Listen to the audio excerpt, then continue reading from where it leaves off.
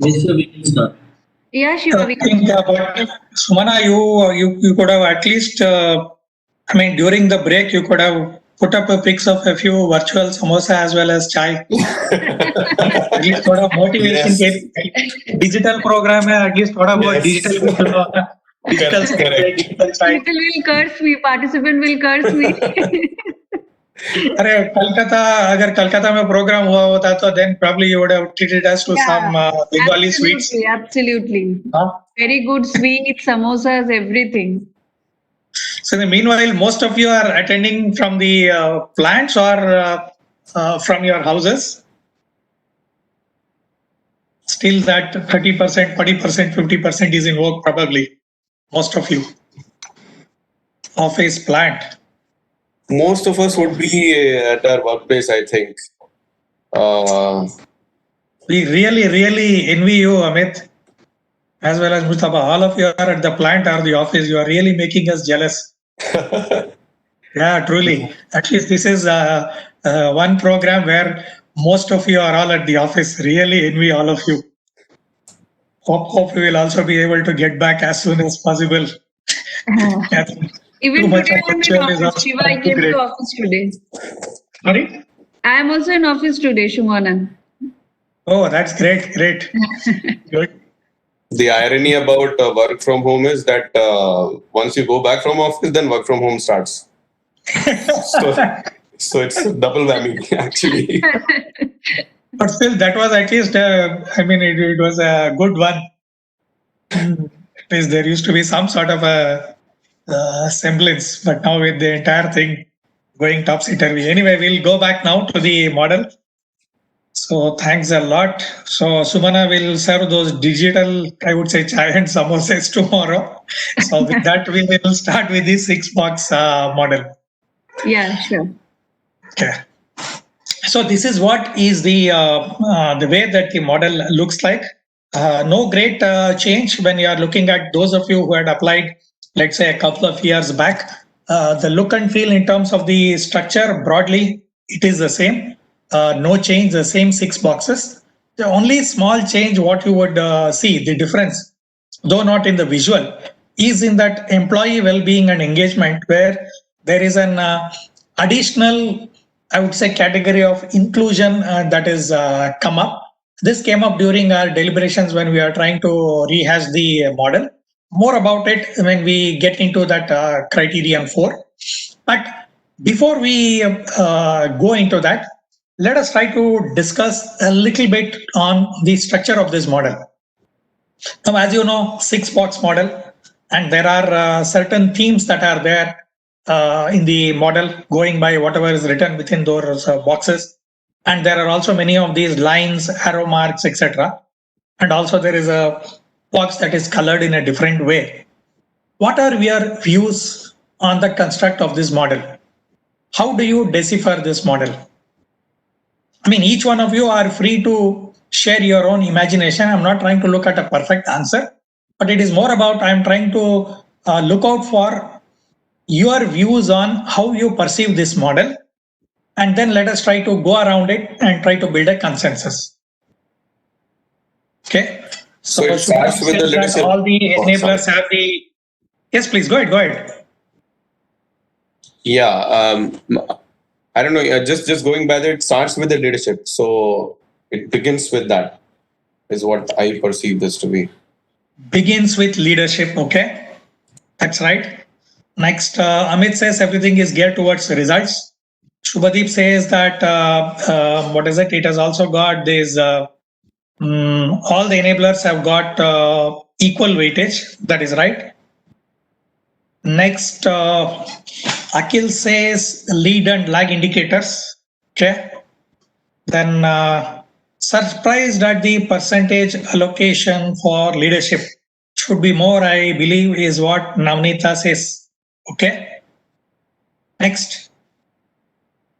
Go ahead. You can share your both. I mean, your perception and also what you feel should have been, etc. Because we will also try to explain the logic as to how that has been built. As anything new, also we are more than happy to consider that. Why not? Any views on, let's say, those arrow marks and those lines, whatever you see in between, or your views on the size of the boxes? It can be anything. What I perceive is that process is more important, and then whatever practices we are showing, the results are also coming, and then we are feeding back to our practices. So process is more important, more weightage on process rather than the content or result Right. part of it. That is right. That's right, Rakesh. Yes. That's good. Next, anything else? One is process has a higher weightage very clearly, and also there is that PDCA that is also going back. I think that's what he also commented on. Any other points on the construct of the model?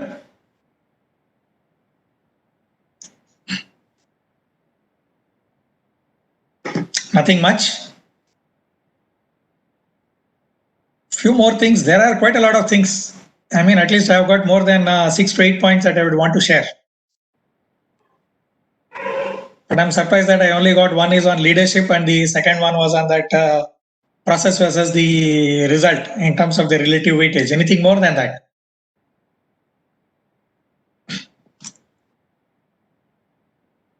Okay, so if nothing is forthcoming, let me try to start off with that. One is, you are right that this has a, I would say, I will not say skew. It is a very, very conscious decision when this particular model was first conceived, as well as when we relooked at it last year, whether should it go to 50-50 or whether it should still stay at 60-40. So the discussion and I would say both what the committee also thought about, the HR committee as well as the people who went through the model rejig, thought that yes, the processes should still get the attention, because ultimately the results are what they are, because they are all being driven by the processes. So the enablers should get a higher weightage. That is where we have this 60-40 allocation. 60 for the enablers or for the processes, whereas 40 is for the results. Next is, there is this 12% weightage that is given for the 5 boxes. Now, one of the things that you would also be able to see over here is, while the weightage is equally apportioned with that 12% across all those 5 boxes, the size of the boxes really do not matter. They are only pictorial. All the 5 of them are equally apportioned.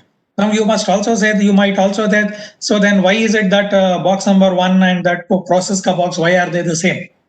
It is only a visual depiction. It has got nothing to do with the relative importance of the weightage that is assigned to that particular criterion. Now, when you say leadership, why leadership has come is, in driving excellence across any of the models across the world, even in, let's say, the EFQM model, or even in the HR excellence model or the Malcolm Baldrige model, whatever it is leadership which holds the key. If the leadership is not able to drive it, then it only becomes a flavor of the season. Let us say, if you as an HR head, you are sold to the concept of excellence and you are saying that I would want to drive HR excellence, then the CEO might say, okay, I'm empowering you straight away. You can go ahead and start driving this. But if the leadership is not involved, then there is only so much what you can do. So any of the excellence initiatives are generally top driven. And the involvement of the top and the senior management, more so in the area of HR as well as in the area of business.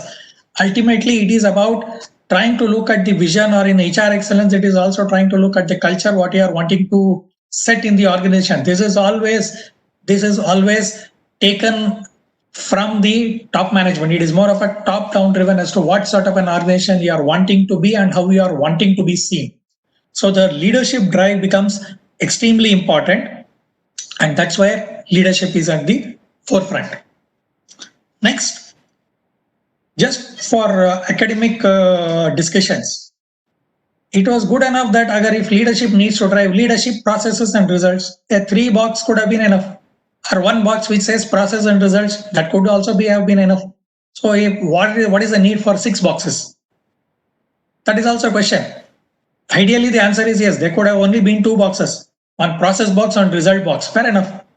It would have still met whatever are the outcomes, whatever we wanted as a part of the model.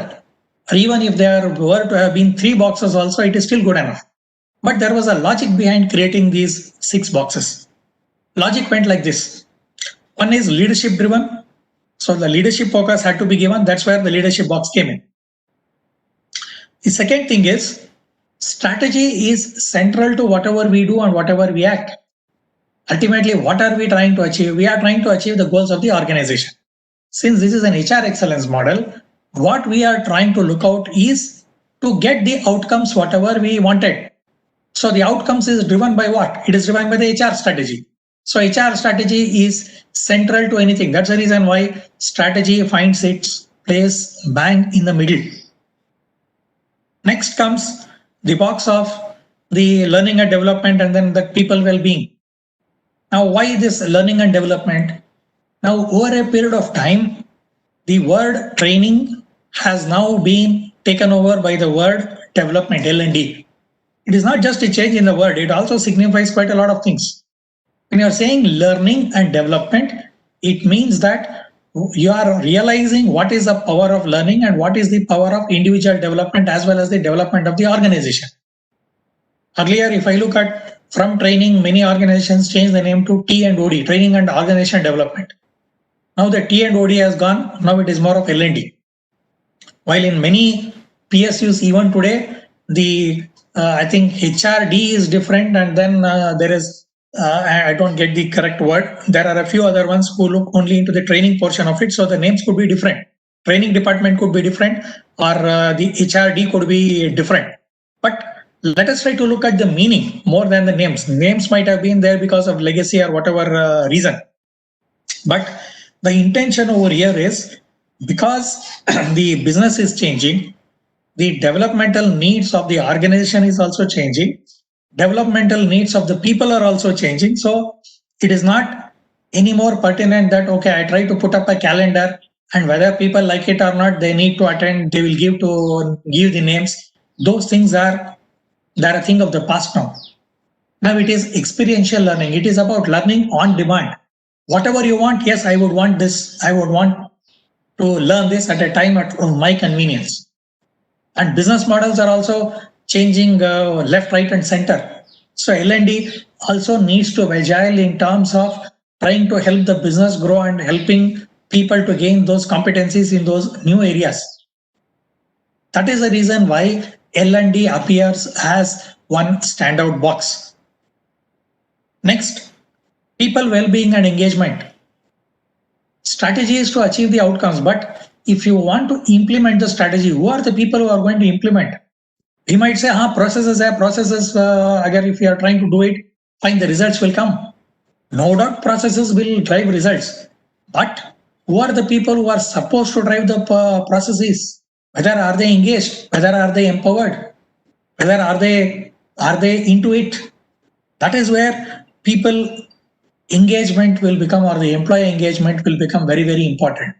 If you are wanting to drive the HR strategy through those processes and get the results, whatever you are wanting to, unless and until you have an involved and an engaged workforce, it is next to impossible to drive this. So that is where people well-being and employee engagement also becomes very, very crucial. So that's where this also has been carved out into one separate box. Then obviously anything and everything, whatever you drive, should be driven through processes. That is where the box of that processes also is there just before that result. Now, what does that particular box have? Now, we have already addressed the processes that are relating to leadership in the first box. Second one, we had strategy. Third one, we had L&D. Fourth one, we had people well-being and development. Whatever are the other processes that are left out from these four, they all get into the box of that HRM processes or practices.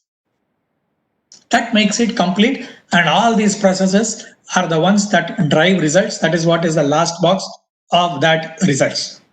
And within that results also, you will find that there is that 2020. Now, what is this T20 all about? This T20 is nothing but 20 for the lead indicators and then 20 for the lag indicators. So both the lead and the lag, both of them are important. From the model perspective, you have something called as criterion 6A and 6B. So this 6A and 6B is what is talked about over here in that 2020. And there is also slowly, as you become an assessor, as you are also becoming an applicant, it is important for you to know the criteria numbers also. So leadership is always known as box number 1. Criterion number 1 is leadership. Next comes strategy, because as I said, strategy is central to anything and everything, whatever you do. So this is box number 2. Box number 3 is L&D. Box number 4 is people well-being and engagement. Box number 5 is the practices, the HRM practices and processes. So if you are looking at over here, there is also a logic behind this particular straight line.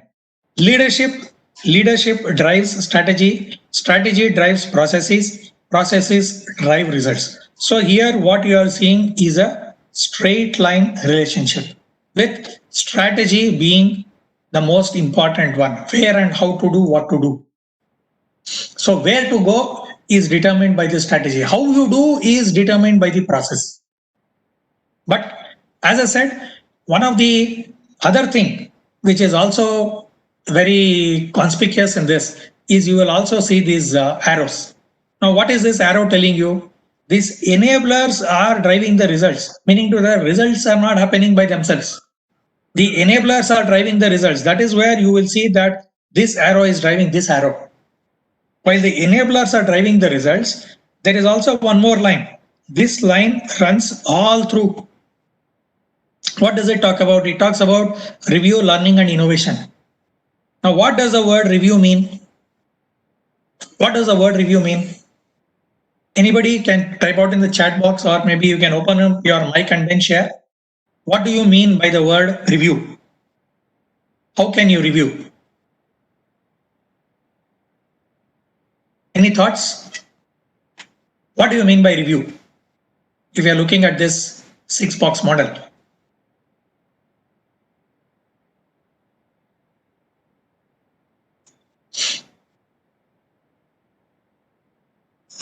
Okay, no answer so far. Okay, let me try to help you out. Yes, please. Shiva, they are writing out in the chat box. Oh, sorry, then I need to just pull down the scroll bar. Yeah, that's right. Yeah. So it says measure against expectations, measuring against a target, Yes, constantly evaluate, constantly I would like to evaluate. give my comments. We'll be reviewing how these enablers have been affecting the results, and which are the enablers which we need to work on, and review the processes and practices maybe to better our results. Okay, good. In that, you also gave one more answer. Another is, when we are trying to look at this review, you are also required to review even your results also. It is not only about reviewing only the process, Right. just going ahead. Right. Like, what we are required to look is, one is you already have your lead and lag results. Now the lead and lag results also come up as a part of your HR scorecard. You do your HRM reviews. So what are you trying to look at? You are also trying to look at, how do I take the results to the next level? How do I improve upon the results? The results are telling you a story. Something is going up, something is going down, or there is a variation in one of the results. So you also need to review the results, and if you are to get better on those results or on those performances, then there is also a need for you to review even the enablers also. So reviewing, it means reviewing the results as well as reviewing the processes. Once a review, what happens? Once you are reviewing the results or the enablers, then it means that you are getting some idea as to how to take this to the next level. That is what, I mean, since I would say that the majority of you are from NTPC, and also, as I said, our other friends who are all following business excellence models, you would know that there is also a word called as creativity. So this review should lead you to that creativity. Creativity is what? Trying to think about how to do much better. So once you review, then the process of that learning starts, because the results plus as well as enablers are telling you something. Then you start learning. How do you learn?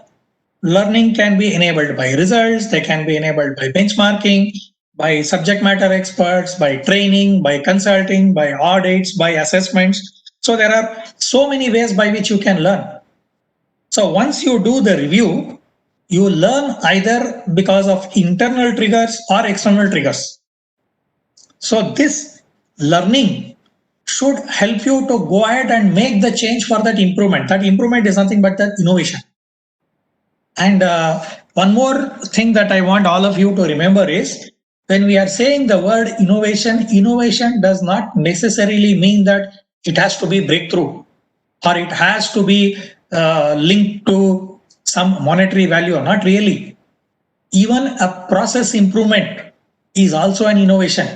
Here in the excellence model, what we say is, one is once you learn, next is that learning, when you are reviewing the result or the enabler or whatever, it must stoke your thinking. That thinking ability is nothing but that creativity.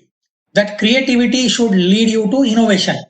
Innovation is what? Innovation is nothing but improvement in the product, improvement in the process, improvement in the service. It might be incremental, it might be significant, it might be unique, it might be breakthrough, whatever, it is absolutely fine. Innovation also comes in under various categories or buckets. So it's absolutely fine.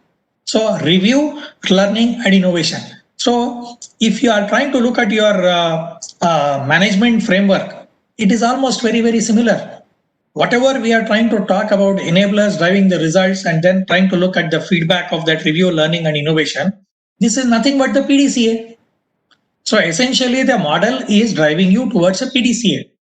But later, tomorrow, when we get into the OPEL framework, we will try to share with you as to what is it that how is it that the OPEL is a little bit different from the PDCA or from the compliance framework. That is something that we will try to look into tomorrow. But for now, what I want to leave you with is the enablers drive the results. There is a need for us to review the results as well as the processes, which will lead us to think a little bit differently. That is what is that creativity, and that creativity will be stoked because of internal and external learning. This creativity should lead us towards this improvement or that innovation. That is what is a broad understanding. Similarly, let me just try to take out this annotation and again go back into the slide. Now here, there are a few more things. There are a couple of questions also. Let me also try to answer those questions also. One is, all of you might have already heard about something called as process benchmarking and result benchmarking. So when you are trying to look at this review, learning and innovation, there is a need for you to look at both the result benchmarking as well as the process benchmarking, which will help you to take your result maturity as well as a process maturity to the next level. Second thing is, when we are trying to look at this particular box, what you are seeing is this entire box is also sort of networked. When we say this box is networked, what do I mean? You don't find a single arrow. You look at this, this looks like there is a continuous line that is going behind all of them. So all the boxes are sort of gridlocked. It is not a one-sided line that is going through in this particular box. So the meaning of this is, all this excellence means that all the boxes are connected. It is not that you must see this particular box in silo. When one of the points is, when you are getting assessed, please remember that you are not getting assessed only for L&D in silo, only for HR strategy in silo or leadership. It is excellence all around. Then what it really means is, all these practices are in sync. It cannot be seen as one particular box. Let me try to share one example, what I mean by that. Let us say your HR strategy. Who formulates your HR strategy? It is a leadership team. So you are saying that strategy is connected to leadership. if you have an HR strategy where the business model is changing, where people need you to be upgraded, does the HR strategy not touch L&D? So obviously it is also touched to L&D. Now, when you're looking at L&D, coaching and mentoring is maybe one of the process. So is leadership not driving it? Leadership, many of the people in the leadership are mentors and coaches. That's the reason why even if you look at this box is also connected to this L&D.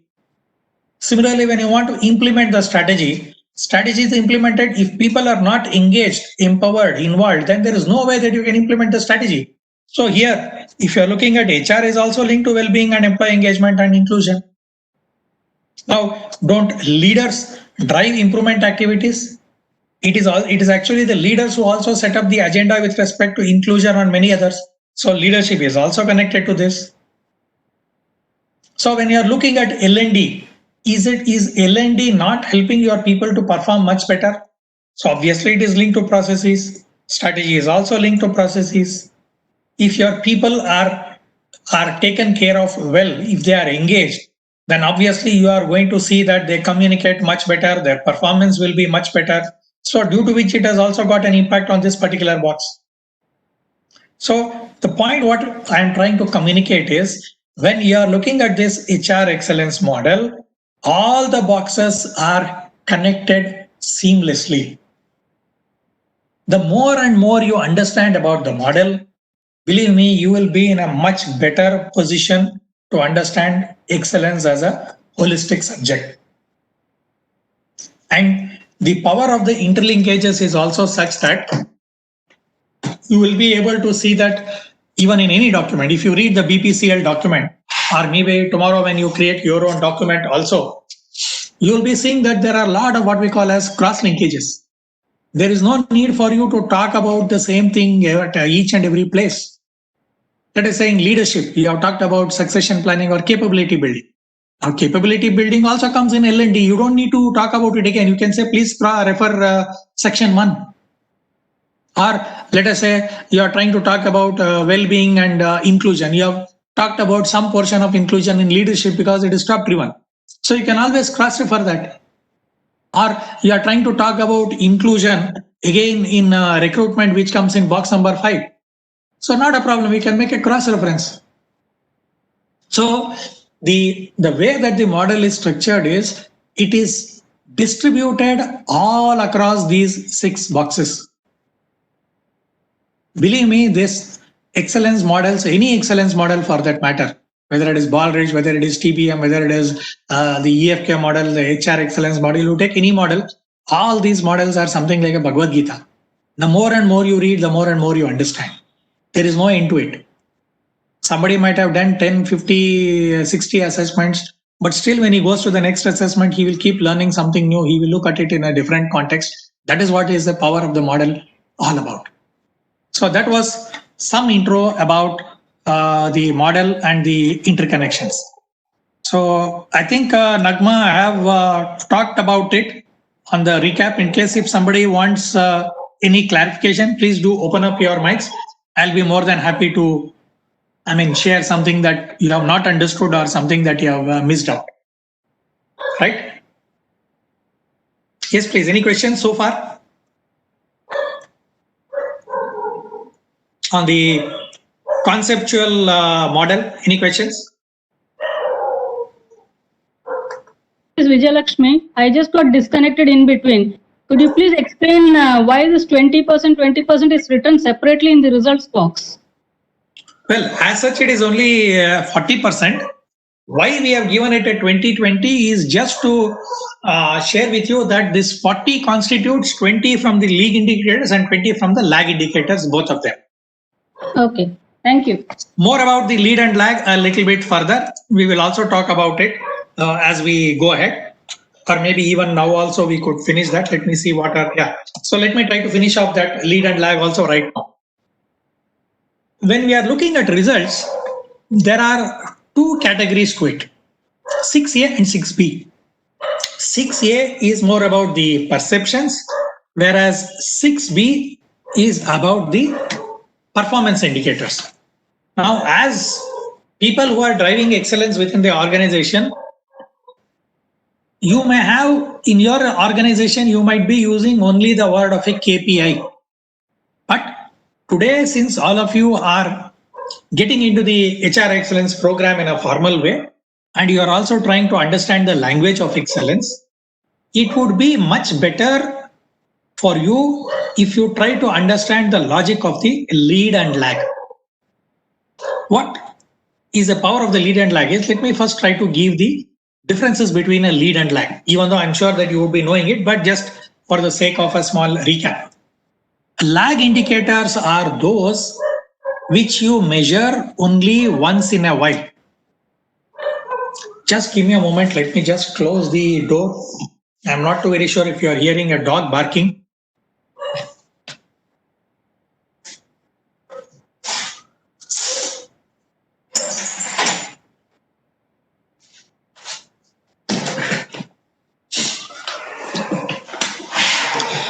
Yeah, looks like lots of dogs around the locality, and I have to insulate all the windows now. Hopefully, I think it should be much better.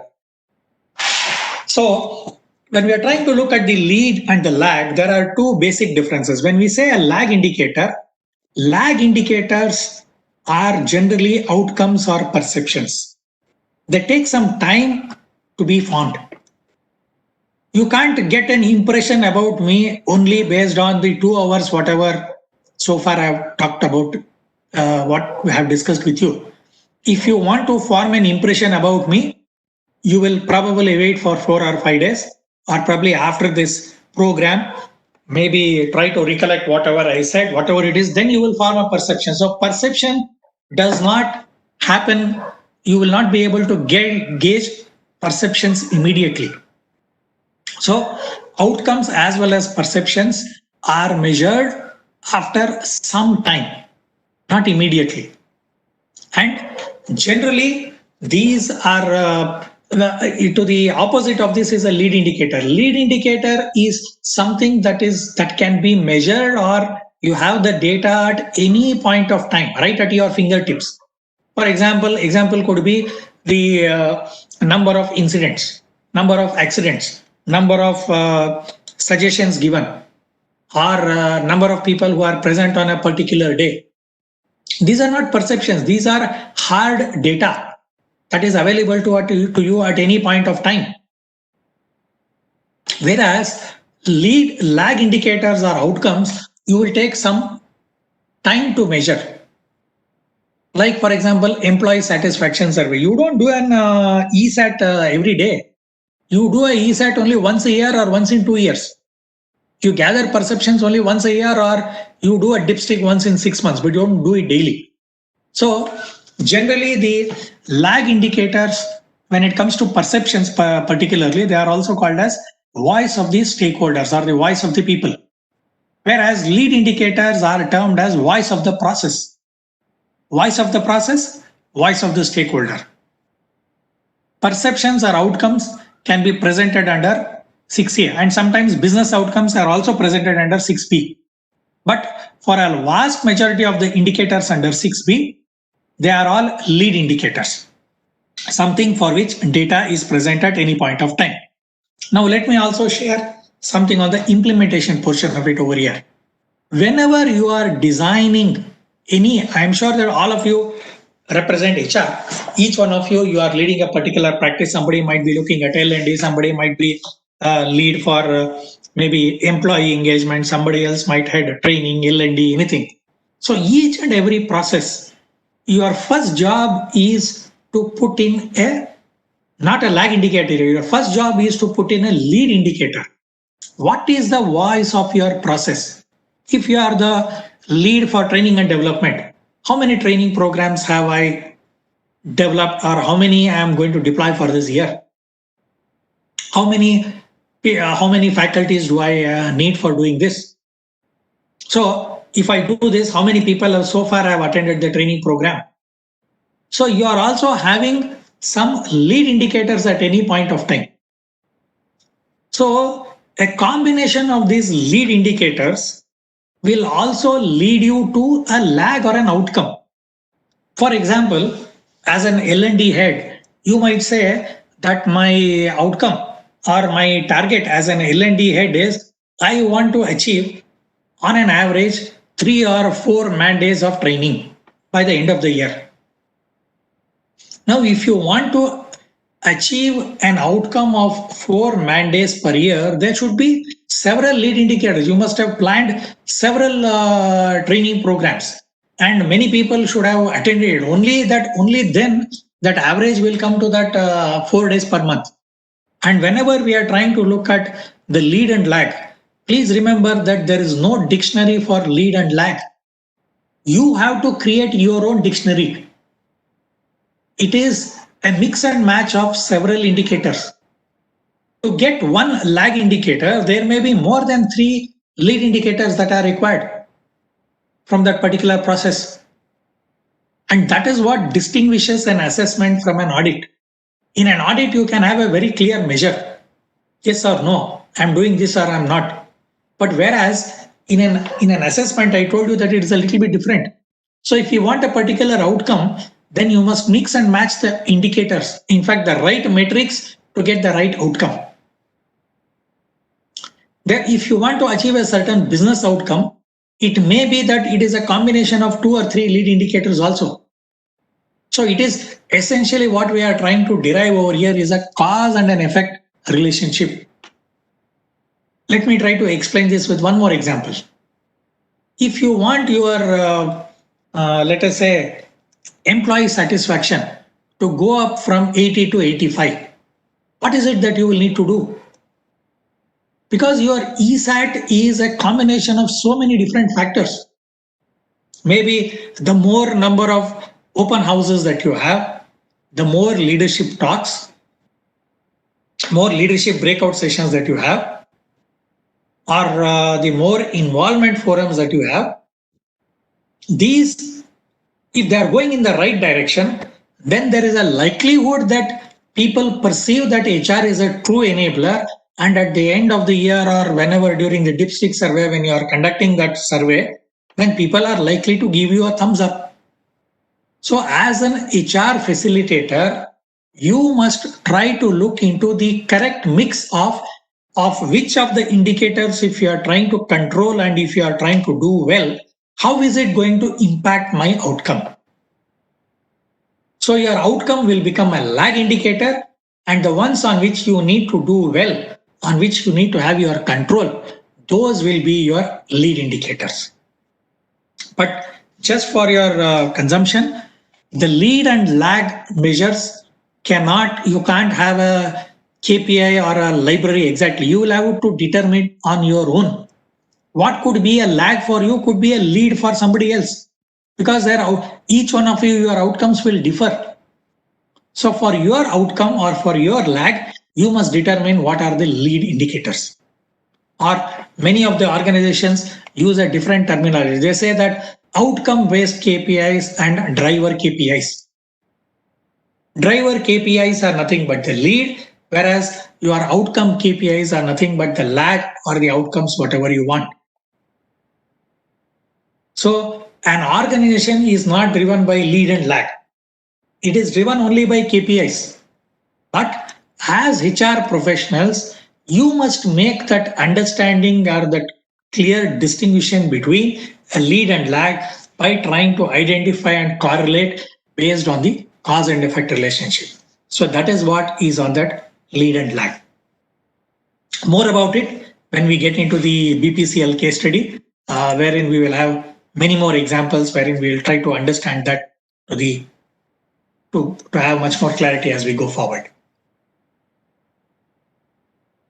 So yeah, there is also a question by Patra saying that why a different color is given to a result. It is only a visual illustration just to go ahead with that enablers versus results. Otherwise, there is no,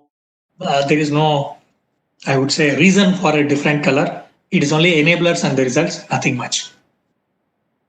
So before we get into leadership, any questions on so far whatever we have talked about, lead and lag, or any other topics? Any questions? This is Vijayalakshmi again. Yes, please.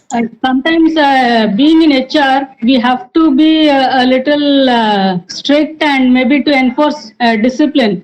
We need to take certain actions and all that. And this, when we take out this employee satisfaction surveys, this comes out as negative in our and the ratings goes down. So what do we consider this? Are we excellent or are we not excellent? Well, the answer to this is we have still not won the minds or the hearts of the employees. So to that extent, it will still be an opportunity for us to go forward. See, it is when we say punishment, maybe the word punishment may not be the right one. It is about trying to understand, because somebody is trying to explain from their perspective and we are trying to explain from the organization's perspective. So somewhere there has to be a meeting of minds. So if the meeting of minds has not happened, then obviously the perception will be negative. And incidentally, in HR excellence, to a certain extent, I think you are a little bit insulated. Meaning to say that if you go by the core, I would say the excellence models, they give a higher weightage to the perception than the performance. That is, we might do whatever we deem as right for our employees, but ultimately, what are the employees telling us? Are they happy or are they not happy? Be it the customers or be it the employees or be it the society.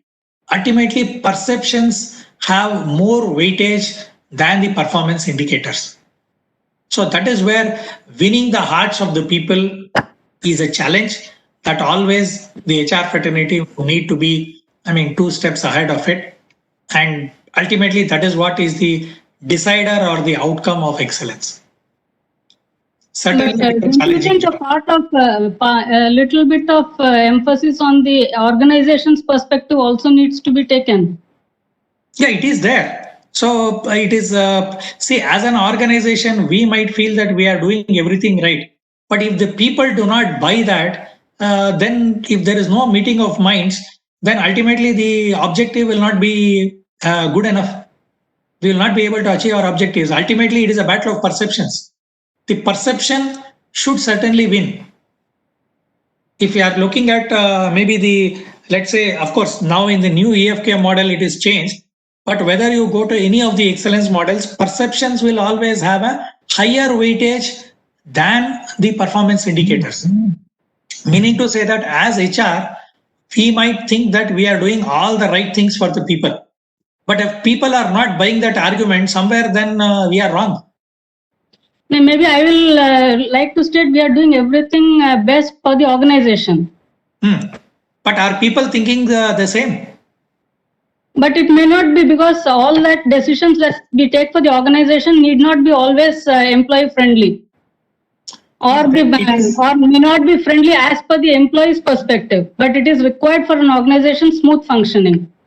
Correct. So then it is imperative for us to communicate to the people as to why we have taken this decision and what is it that they are getting out of it, or what is the organization getting out of it. So unless until that proposition is not conveyed, people will not buy that decision.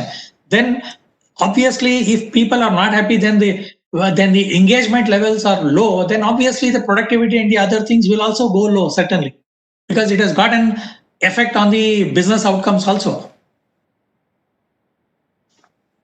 Maybe more about maybe when we go into the case studies, I think we can have a better discussion with others also participating. Certainly. So let us try to start with the leadership perspective. We are starting with criterion 1. So our intention from now onwards, I will not go too much into the presentation material that is already there with you. I don't consider that presentation to be important. Whatever is this blue book, the HR excellence booklet, whatever has been shared, if you are able to understand this, then I think we would have done justice to this particular program. So let us start with leadership. So in any and every criteria, you will always have the first paragraph. The first paragraph talks about the entire essence of leadership. So if you're looking at it, says, what do you mean by leadership? Leadership, when we are trying to assess the excellence of leadership, it means leaders who have future-proofed the organization with a clear purpose, and they have been able to drive a culture of trust, agility, and also leaders themselves acting as role models. And then it is also the job of the leadership to drive a customer centric behavior. Leadership should also be flexible so that the organization is also able to change itself depending upon the external situation, balancing the needs of all the stakeholders. So this A, B, C, D, E, F, whatever you see over here, E, F, G. So the summation of all this is what is given over here in these 4 or 5 lines. So let us try to understand what is the model telling us in the areas of leadership. And one point is, when we say leadership, leadership does not mean only the top management. Leadership means different levels of the organization. It is the top management, it is the middle management, it is even the shift head or the shift supervisor who is there, or the team lead who is there, where people are looking forward to him for direction. That is what is the definition of leadership. Leadership at different levels. Each level has its own role and responsibility as a part of what they need to drive in leadership. So the first one is, yes, what is the, how has HR, how have the leaders defined the organization's vision, mission, plus how have they set up some of the parameters for values as well as culture, and how is the leadership involved in communicating this to the people at large. The second question is, how is the leadership trying to role model some of the ethics and values which people are going to follow? And is leadership setting the bar for being agile, for being inclusive, and also creating a collaborative culture of win-win across the organization? Because if leaders are able to set that sort of a direction, then it is expected that the leaders down the level are going to pick it up and they are going to implement and follow that, so that becomes a culture in the organization. The third question is about how do leaders actually change or improve the organization structure to support the delivery of the business strategy, as well as achieve the long-term goals of the organization. So if there is a need, leadership should even tinker with the org structure to achieve the business objectives if it is required. Now let's go to this question number D. It says, how do leaders ensure their accessibility? How is it that leaders are available to the people in case they are wanting to share something? And how do they respond positively to the people? So meaning to say that there are many companies where leaders are available only on 2 to 3 days. One is the New Year, second is a Vishwakarma Puja, the third one is Diwali. Not really. What we are trying to look is how there is a constant dialogue between the leadership and the people at all points of time. And how are the leadership seen to be accessible? How are they seen to be open-minded? How are they seen to be accessible? So this is how leadership brands are also built. When somebody says that we are an open organization, what does that open organization really mean to the people? How do the leaders perceive that they are being open? Then you go to point number E. It says, how do leaders engage with their people and encourage a customer-centric behavior? Ultimately, business is all for the customers. So how is it that leaders are able to reinforce that customer first with the organization's people by many of those examples? So that element of customer centricity is to be shown by the leadership first, which the people should follow. Next, there are a couple of other questions. It also says that how do leaders encourage and enable people participation and involvement in environment, society, as well as people. So if people need to go out as ambassadors to the society and to the community, how is leadership playing its part? Is leadership giving away some maybe rewards, recognition? Do they lead from the front? Do they encourage? Do they motivate people?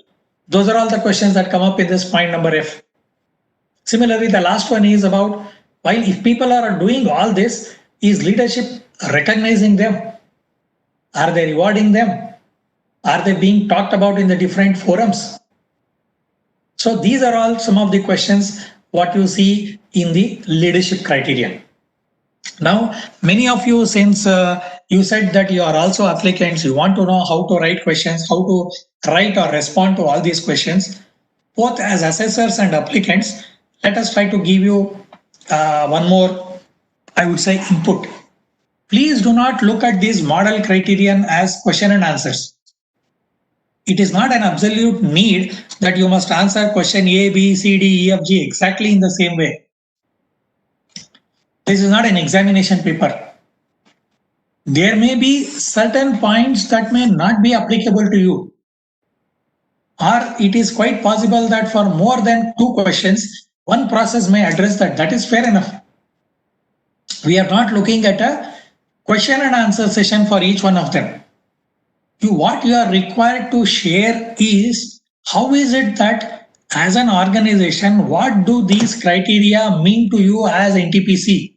What does this mean to you as company XYZ? How are you living through this? That is what is more important. So, if what I am trying to say is for questions F and G, there could be one single answer. That is absolutely fine. Or some portion of the question may not be applicable to you in the way that it is written. For example, I am just trying to say that how do the leaders develop and improve org structure? Currently, for the current year, when you are trying to do, there may not have been any need to revamp the org structure. If something is working well, why will somebody go and change something? Just because the model is saying relook at the organization structure, you are applying for the award, it doesn't mean that you will go and redo the entire organization structure. It is not required.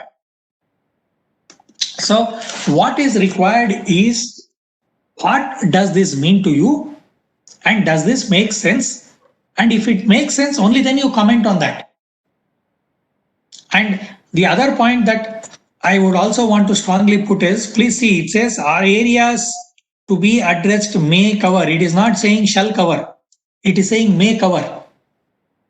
Now, this particular model is nothing but a compendium of good HR practices. It is not that a tick mark saying that, I have addressed question A, B, C, next show me what else I need to do. That is not the intent. As long as you are able to meet the essence of the criterion of leadership, that is absolutely fine. And also, we must model पूछ रहा है कि आप vision दो, आपकी vision जैसा दिख रहा है और vision is looking more like a vision. I don't agree. Please don't get into all those debates.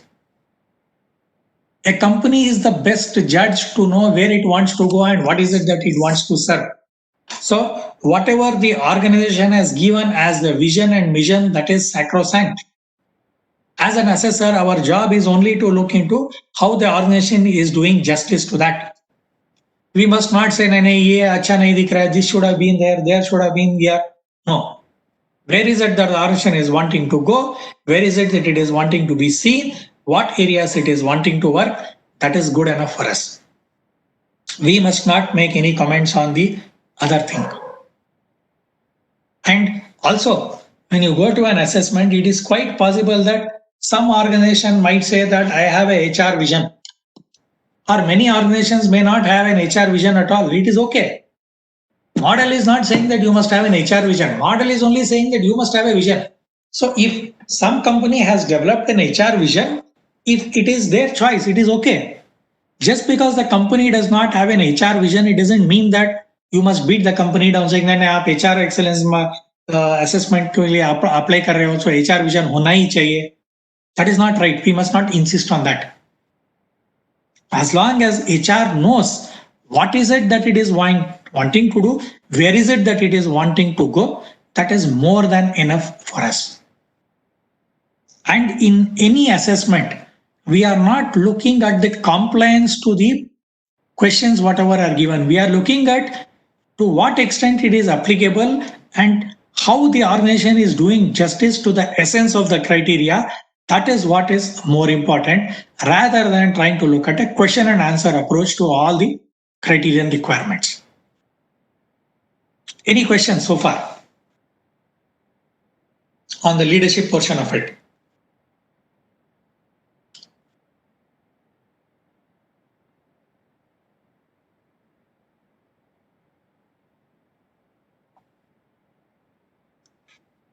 Any questions, please, on the leadership portion of it?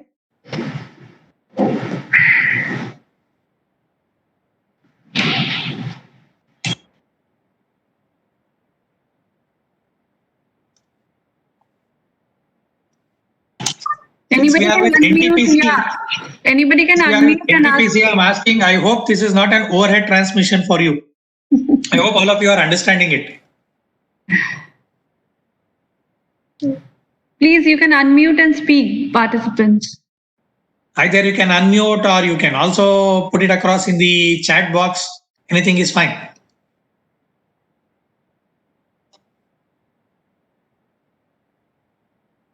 Okay, nothing much. So I'm assuming that, you have understood, and I'm going ahead with criterion 2.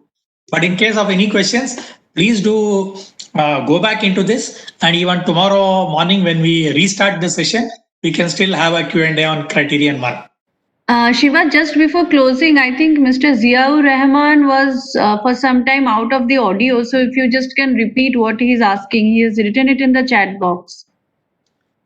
Okay, recap of the marks distribution of the logics of the enabler. Okay, so Ziaur, the logic goes like this. Out of the 60% that is a portion for the enablers, that is between criterion 1 to 5, irrespective of the visual appeal of the boxes, the size of the boxes in the visual do not correspond to the weightages based on something is more or something or less. It carries an equal weightage. So whether it is leadership, strategy, employee engagement, L&D or the HRM processes, all of them carry an equal weightage. The size of the boxes in terms of the visual is only for trying to put up a point saying that it is leadership driven and this is a process and a result maturity assessment. To that extent, the sizes of the box of leadership and processes are a little bit larger when compared to the others. It is not to be misconstrued that leadership or the processes have got more weightage than the other ones. Actually, strategy is more central, but uska bhi it is only 12%. So do not go by the size and the weightage that is assigned to the boxes. Okay. So, okay, Vandana has a question. What about the impact of stakeholder expectation and direction that impact the HR strategies, especially in case of a PSU? Okay. So anything specific, Vandana, here? One is we understand that in an organization like NTPC, which is centrally led, which has got different units, you will generally have a central policy or a directive that needs to be implemented across the different units all across India. So I'm assuming, which I hope I am correct, that policies are all driven. It is a top-down approach, but however, before the top-down approach is laid down, the feedback from the units is all taken. There is already a good mechanism in place for a bottom-up approach when it comes to soliciting the expectations and needs, and then based on the different dynamics, the organization takes a call and then puts up a structure in terms of the cascading from a top-down. I think that's a perfectly acceptable approach, and also being not only being a public sector but also considering that HR policies are uniform, the sort of an agility what you would see probably in a private organization may not be seen over here because of the complexity of the organization. But that does not mean that the organization is not agile, but because of a common process being in place or that needs to be cascaded. So it might take some time. That is a characteristic of the complexity of the organization, nothing to do with the intent of the organization. That is how the assessment, that's where the assessor should also see, because decision making and empowerment, guidelines, etc., these would differ from a private to a public sector organization. If they have their own, I would say, advantages plus as well as some opportunities, but we need to look at it based on the context of the organization, not about something right or wrong. Yeah, Vandana, does that answer your question or is there anything else? Yes, Shiva. Thank you so much. One thing is, I was more concerned about the constraints that PSUs work in. As you must be aware, we do have a lot of policy directions from the DP, that is the Public Representatives, and our structure and pay scale, and a lot of things, expectations are governed by that. So, like when Vijayalakshmi was talking about discipline, so there are a lot of issues about discipline also, which we need to. I'm not saying that we cannot do anything about it, but yes, we do work in a lot of constraints for that matter. So, how is that when we are talking about leadership? Do we take into account leadership direction, because that is again a leadership direction also from DP, especially in case of PSUs. So are we talking about, because when I look at the model essentially talks about inside approach. So here we are only talking about the leadership within the company. Of course, we do have nominees from the government and our board and all. See, there are maybe here what happens is maybe this is an answer for the entire group of NTPC. Sometimes what happens to you as a challenge is individually as a particular unit you may be doing much better, but when you try to take the sum total, somewhere your performance may not be seen.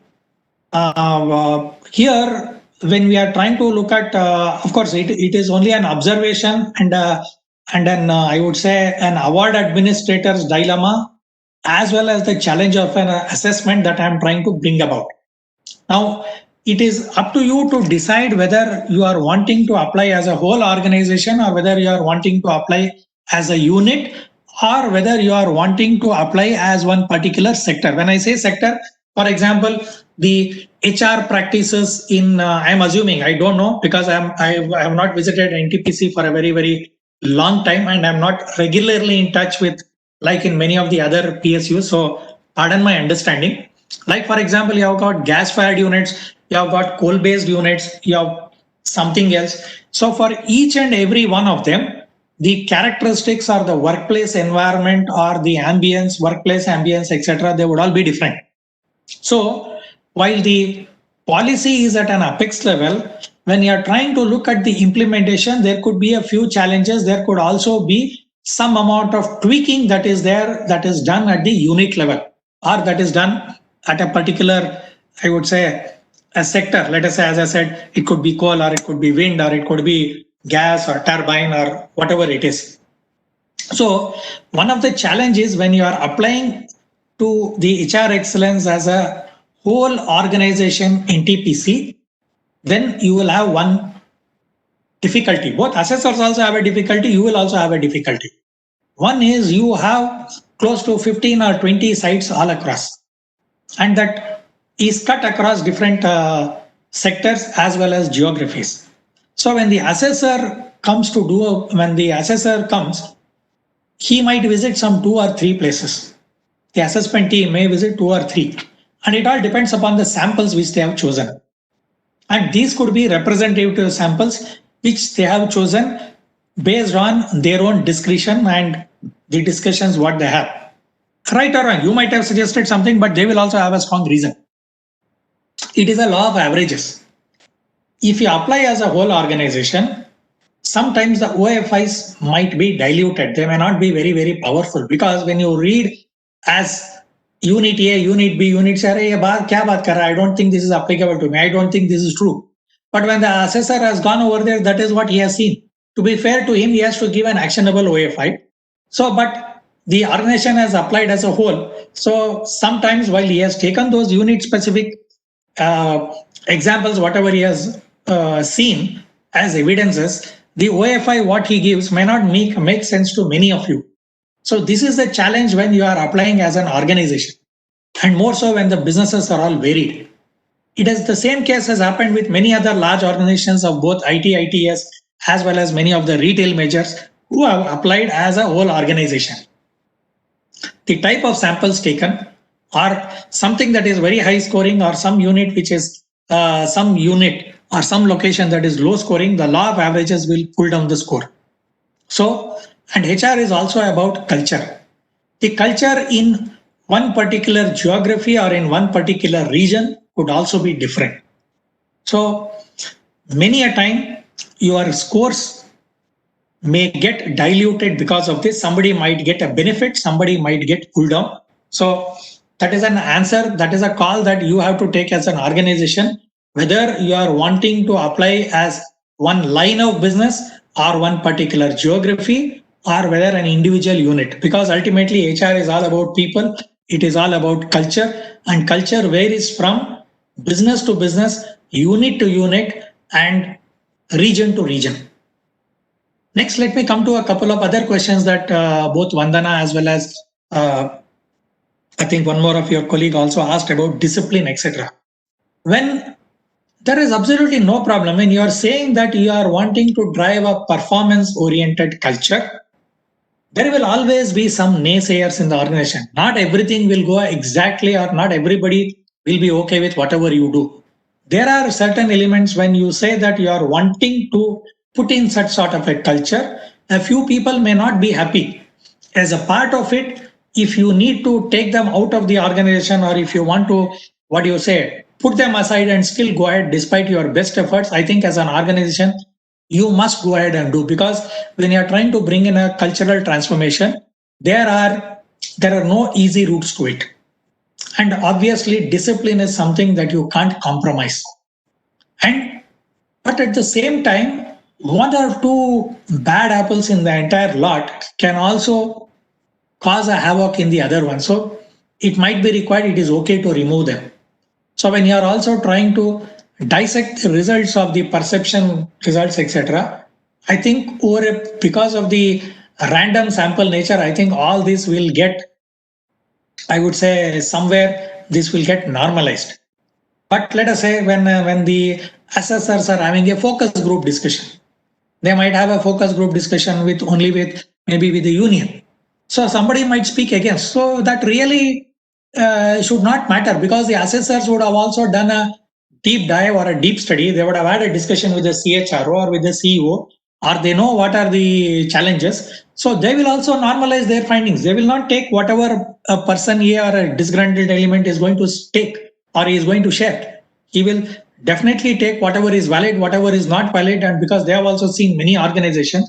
So you really need not worry about the justice that the assessors can do because of certain people being not on board. You don't need to worry about it.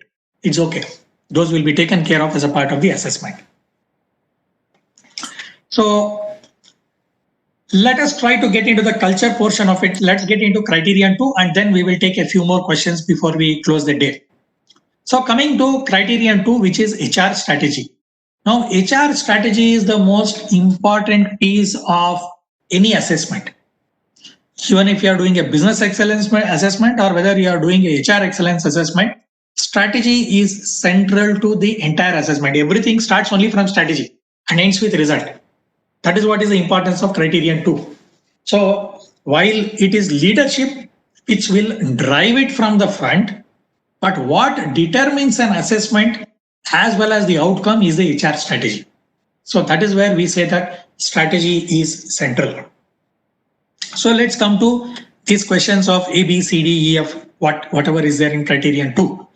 The first one is, it is about the external environment scanning.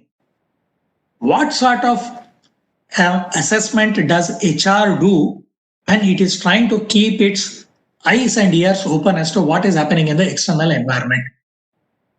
What does the economy say? What does the business strategy say? Today, since we are more in the T&D, transmission and the distribution space, what are some of the changes that are happening outside? How is it impacting our industry? How is it impacting actually HR? What are the compensation trends outside? What are we doing about it? What does the general growth of the industry say? And in line with it, what is the likely implication on NTPC as a whole? What are some of the new age things that are catching up in HR? What does digital HR mean? So these are all the things what you will try to gather from the external environment for deciding your organization's HR strategy. And it is quite possible that even though you are a PSU with a top-down approach, it is also about all the bottom-up, I would say, the inputs, whatever you are giving to the top. Because you are at ground zero. You might have one plant at Ramagundam, you are having somewhere in Maharashtra, you are having somewhere in the north. At each places, things are different. You are working with different competitors. Somebody might be in wind energy, somebody might be over here there. So, but while all of you belong to the power sector, so there might be many different things. So it is about how is it that individually as well as centrally you are able to get everything from the bottom up and trying to make sense out of it as to how is it that it is going to impact your HR strategy formulation. That is what is the first question. The second question is about what does your last year's HR scorecard tell you? Last year you had many objectives, you had many things, whatever you wanted to do. So far, what is it that you have achieved? What does your scorecard tell you? To what extent you have been able to achieve, what extent you have not been able to achieve, what is the health score, what does your health card of your HR parameters tell you, both at a unit level as well as at a corporate level. That is also an input, whatever you take for deciding your HR strategy for the next year. And there is also another new part over here, which is also trying to talk about analytics. Now, analytics is a new subject. Now, today, there are models which says that based on your current level of performance, what is your future performance likely to be? So, their analytics is also a new point that is coming in. So, the 2019 model is also trying to tell the organizations that as HR, earlier you are using analytics only for business. Please use analytics for HR also. When you say analytics for HR, it can predict what is the stickiness of your employees. It can predict based on certain indicators as to what could likely, what is your ESAT? What is it that you would actually end up with on many of the other scores? So that is what analytics is one more subject that is coming in as a part of that question number B.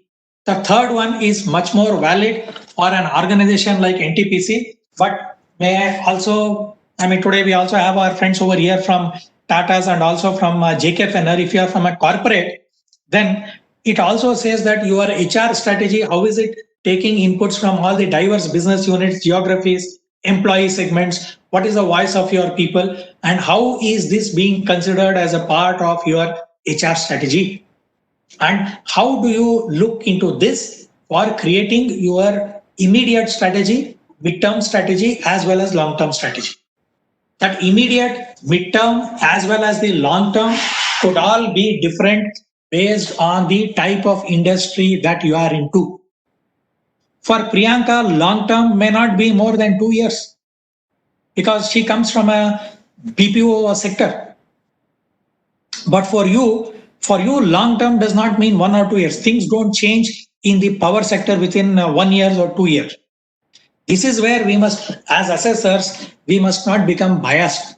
नहीं हमारे company में long term planning मतलब 5 साल, तो आपका 5 साल का plan कहाँ है? When you go to ITES, the long term might only be 2 years.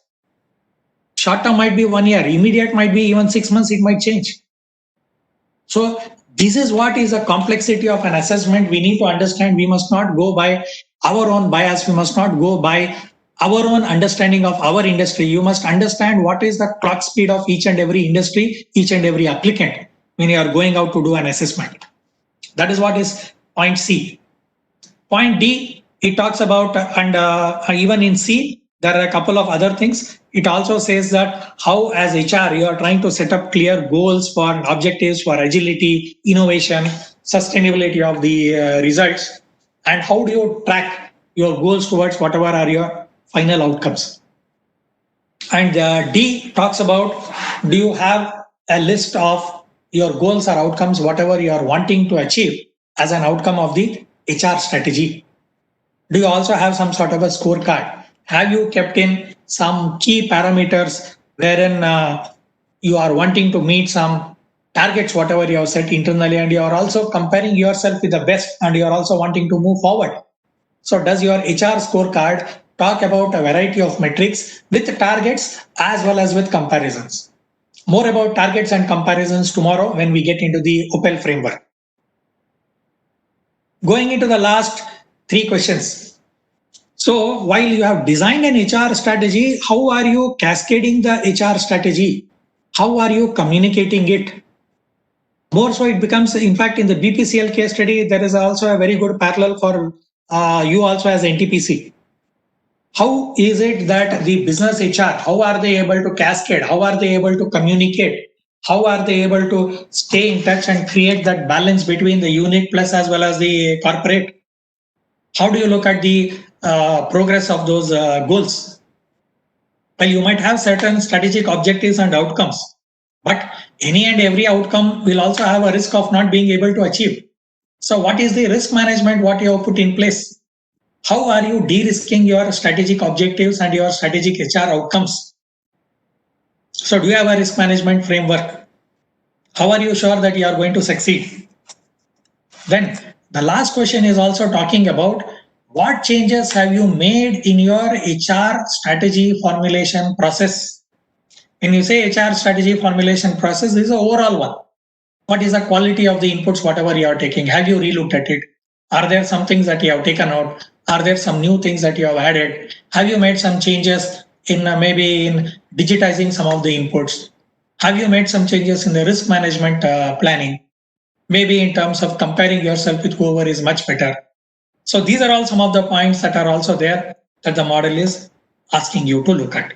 And in the current year model, there are also some points called as notes, wherein it says the unit level strategy and the corporate HR strategy, if applicable, is to be linked to the business applicant's context. Let us say if you are going to assess Priyanka's company, which is more into only one particular unit, there it is a standalone entity. You may not have a corporate and a unit strategy. It might be only that particular the strategy of that particular business. That is good enough. But if you are walking into a company like a BPCL or HPCL or probably like an NTPC or a JKFNL, you may have a corporate plus you may also have a unit HR strategy also. So depending upon it, you will need to look at. So again, this also underlies the fact that assessment is not a template where you can just go cut, copy, paste. You need to understand the applicant. You need to understand the dynamics of the business, whether you are assessing a corporate, whether you are assessing a unit, and accordingly, the way that you are trying to structure the assessment should also vary. That's about criterion 2. So any questions so far on criterion 1 and 2? Any doubts, clarifications, or any points that you are wanting to share? Shiva, you can refer the chat box. I think the questions are coming up in the chat box. Okay, sure. So what is the impact of the stakeholders' expectation and direction? I think this I already spoke about. Then in this criteria, do we evaluate the incumbents' behavior across the leadership levels or the leadership practices of the organization? Shubhadeep, answer for this question in criterion 1 is, when we say leadership levels and their practices, we look at different levels of leadership. So when we are trying to look at the top and the senior management, we are trying to look at more from the direction portion of it. What is the direction what they have set? To what extent they are trying to be agile? What is the extent to which they are trying to be there as role models at an apex level? So when we come down to one level down, it is more of the unit leadership. So the unit leadership, how is it that the unit is trying to drive or imbibe that? What sort of a culture that the unit head is trying to put in place, and what are the process leads, whoever are there, somebody who's manning operations, somebody who's watching, who's doing maintenance, they're all leaders. The maintenance section people report to the maintenance guy. So how is it that as leaders down the level, the different heads who are there, head of utilities or head of the boiler section or this or that, how is it that they are able to drive excellence within their own functions? So we certainly look out for practices at that particular level. Like when we are trying to look at a shift supervisor, what are the characters that we look at a leadership from him? We try to look at adherence to protocols, adherence to daily work management, adherence to discipline. So at the leadership level, it is more at a macro level with respect to ethics, with respect to direction, with respect to role modeling. When we come down, all those things will be as applicable to that particular department head or as applicable to that, let us say, the head, whomever the people are reporting to. So we look at leadership at different levels. It is not the same. Because it would be injustice if we are trying to look at anything and everything on a common scale for everyone. Yes, please. Any other questions? There are a few more. It says workforce composition has a direct impact on the enablers as well as the results. As an assessor, how to take care of the same during the assessment? Ruma, for this, day after tomorrow, when we have a session called as a key factors, we will be trying to understand what is the employee profile. In the employee profile, how many on roles, off roles, how many different categories, and to what is the relative importance of that category to the assessment and to the organization. Based on that, we need to see. Because tomorrow we are going to learn about a concept called as an OPEL. So the OPEL says, how are these practices being reflected for different categories of the employees? So because it's an HR excellence assessment, we must know what is the employee profile, what are the category of employees, both I would say white, blue, contract, few others, and what sort of an activity they are involved in, what is the needs and expectations of that category, to what extent the company has been able to address that. Those are the things that we will be looking at. There will be a lot of examples that we take up when we are looking into the BPCL case study as well. As an assessor, what can be a dipstick approach to understand the culture of an organization and how to take care of the same during the assessment? Culture is something that is felt. Even though you might write something on the values and the other things in the document, ultimately what is written and what is practiced, there will be some difference because culture cannot be written. What you might be able to write is fair enough. What you are giving is only a flair. But when we walk through is when we get the culture, when we are talking to the people or when we are talking to the customers, that is when we get a flavor of the culture. So culture is more felt than read. And that is the reason as to why we have process walks, we have discussions with the teams, we have focus group discussions. These are the ones that will throw up the culture portion of it very, very explicitly. And these are some things that we will be able to do during the assessment.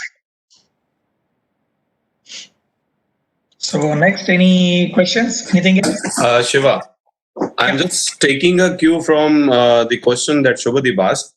And so when we deep dive and for a large organization and a geographically spread organization like NTPC, so when we talk of leadership and we are doing an assessment, we're talking about apex leadership and also the second and third level of leadership.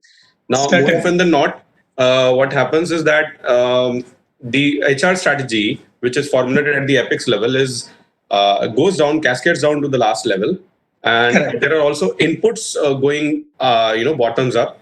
But the efficacy, sort of, when we are like rating them on certain parameters, we would say it's always I don't know whether it's a assessor's bias or whether it is just because there is a geographical spread. We see that the unit level, it's a more cohesive unit. It's a more cohesive function. You see that the strategy is translating also into events, and this is also into actions. However, when we just club it up across the board to the apex level, we always see there is a disconnect. It is bound to happen. Why? Right. Because yes. Please go ahead. Sorry, I don't think you completed your question. Yeah, no, that's what I meant to say. So how as an assessor, I mean, you differentiate and yet give the benefit to, like exactly find out the diagnostic part of it. Actually, this is where, the real problem is. But this is the issue which always we found in most of the assessment that we've come across. See, what the answer for why we can't give a clear answer is because of the complexity, because of the scale. So ideally, in fact, this has happened even not only with NTPC, this is also something that has happened with quite a few of the other organizations who have applied as a complete whole organization. Now, it all depends on why you are choosing to apply as an organization. Whether would you want to apply in terms of the lines of the business, or whether you are wanting to apply as maybe as a one certain geography, etc. That is a call that you need to take. The problem with an complete organizational wide assessment as a whole is you are spread all across the country, across different lines of businesses. Ultimately, assessment always happens because of the random samples. So many a time, even though 80% of the places the strategy is well implemented, only in few places it might be down. But it all boils down to what sort of a sample that the assessor has picked up, and he will go by based on the sample whatever is picked up.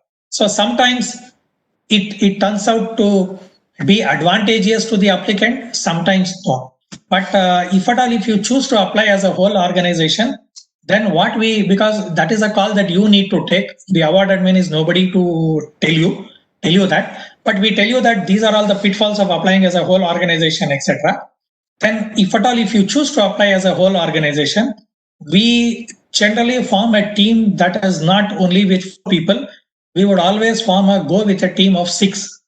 And for a traditional site assessment, for a site visit, based on the random sampling or whatever it is, the assessment may only be for 3 or 4 days. In your case, it might be much more extended.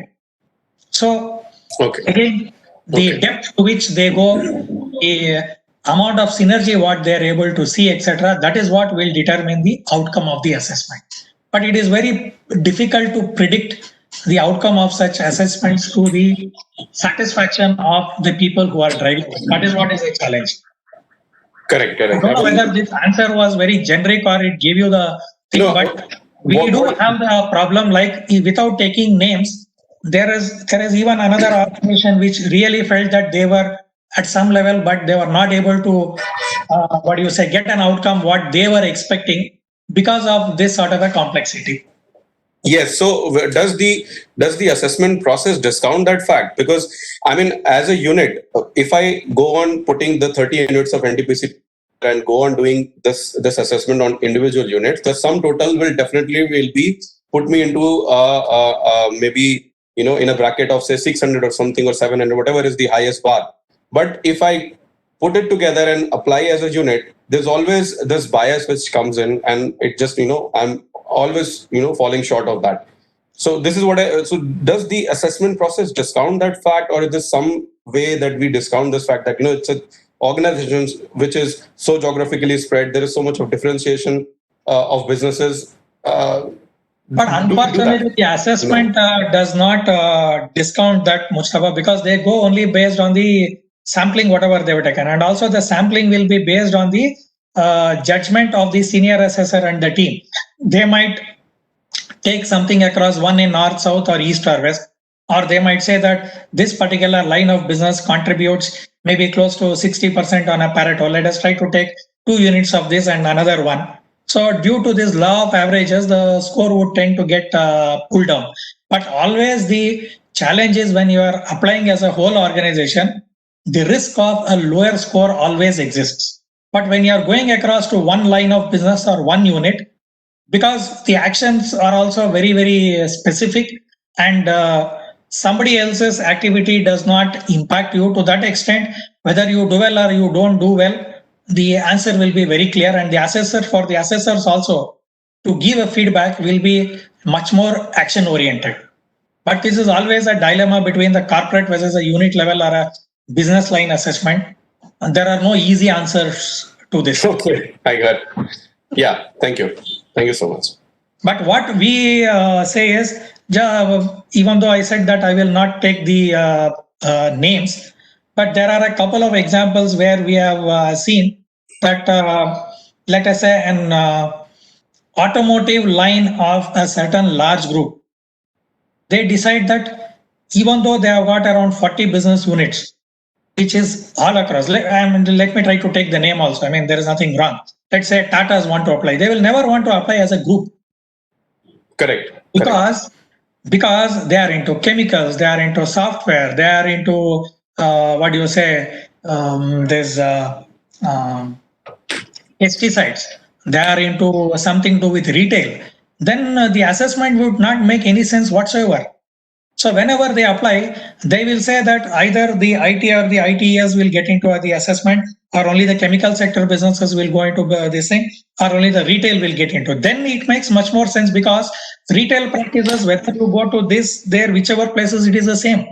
Then it is easier to assess the practice, because also they also, just like how NTPC has a business excellence model, Tata's also have their own model called as TBM, wherein there are many practices. When you go into the retail, or whether you go into manufacturing or auto, there is a uniform deployment of those practices and the understanding.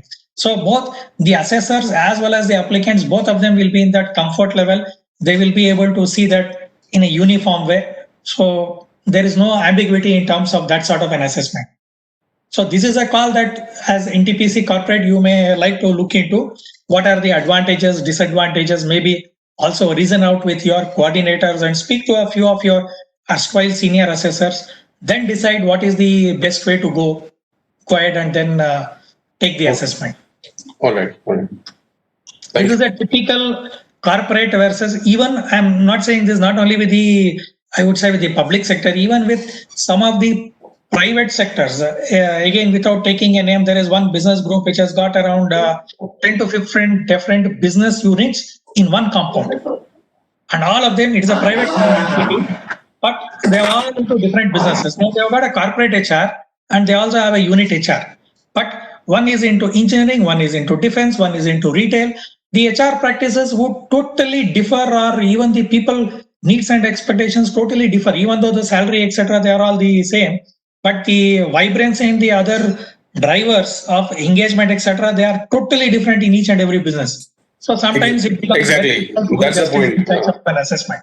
That is the point I wanted to emphasize. That Yes. as a sum total of our units, we are far higher into in that bracket. But the random sample will make all the yes, correct. Okay. Thank you. Sure. So I think we are close to around 1:15. So before we close for the day, I have certain things that I would want you to do, because over the next 4 days, as I said, we have got a lot of practical application of the activities, whatever we do. So what I would request all of you, even though you have I hope all of you have got the BPCL case study, right? How many of you have been able to read through that? Because the amount of assimilation of the model, plus as well as your ability to become a good assessor, etc., would all depend upon how well you have read it. Since all of you are HR excellence professionals, this is a 50-page document. Believe me, if you are to truly assess excellence, ideal is you will have to read through all these 50 pages. According to me, all of you are HR guys, so it will be something like a storybook. It would be good for you to read this entire 50 pages in toto, complete, pura, first page to last page. Why? Because even though I will say that today we will do an exercise on criterion 2, we will do it on criterion 6A, 6B, etc. But the references are all across the book, because मैंने कहा ना, this model is all about a gridlocked 6-box model. यहाँ से वहाँ, you will need to go on swapping those pages. So if you are able to read through, ideal, you will be able to get the best out of this course and this exercise, what you do as an assessor as well as an applicant everywhere. But either due to paucity of time, if you are finding it very difficult to read, or maybe this is also one sort of compliance versus excellence. Excellence है तो आपको पूरा 50 page पढ़ना ही पड़ेगा, then it is excellence. अगर आप compliance पे अगर आप टिके रहेंगे तो then you need to read what is called as the overview. The overview will tell you what is the complexity of the organization like BPCL. How complex? Very similar to NTPC, because BPCL, like how we have got coal-fired, gas-fired, blah, blah, blah, wind power, etc. Likewise, they have got refineries, they have got, let's say, a retail, they have got an LPG bottling plant. So different lines of businesses. So they will tell you what is the complexity of the business. So the overview of the 4 or 5 pages will help you to understand the context of BPCL. They talk about culture, value, etc. So this is a must. Then tomorrow and day after, you will be doing an exercise on the criterion portion as well as the result. We will do one sample of enabler, one sample of the result. So you will need to read through the criterion of strategy.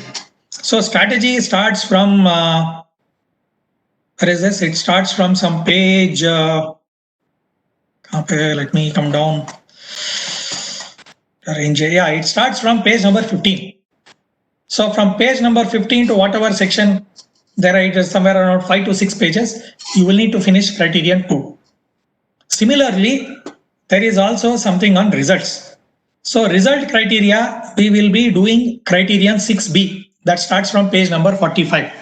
So for the reasons of this, as far as the curriculum for this program is concerned, we will be attempting criterion 2 and criterion 6B, for which you will have to do an individual assessment as well as do a consensus. Now, when you read this, my request is today read through the overview completely, read through the strategy section and read through the result section. And Sumana, you have sent them the format, the list of strengths and OFIs also? No, I will be sharing it today. That format. Oh, Kali format jo hai na, that is the one. The Excel one, Excel sheet. Excel sheet. So Yes. Sumana will share an Excel sheet which is a template of what we call as an enabler and a result one.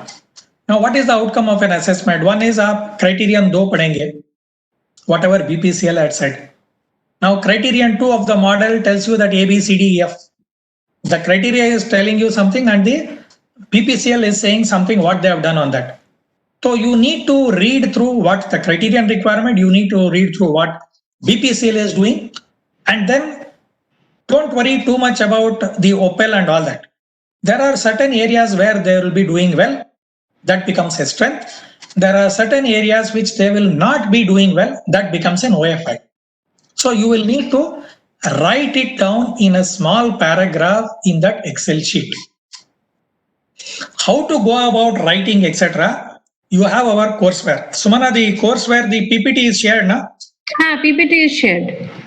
So in the PPT, let me try to open up some slides. Even though over the next 2-3 days we will learn how to write, but just for you to make a small beginning, even though tomorrow I will take you through each and every one of these slides. But when you go into this slide number 68,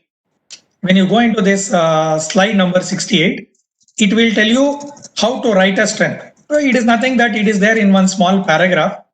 How do you write a strength? And similarly, how do you write an OFI? I'm sure that many of you are already, you have seen many of the assessment reports, etc.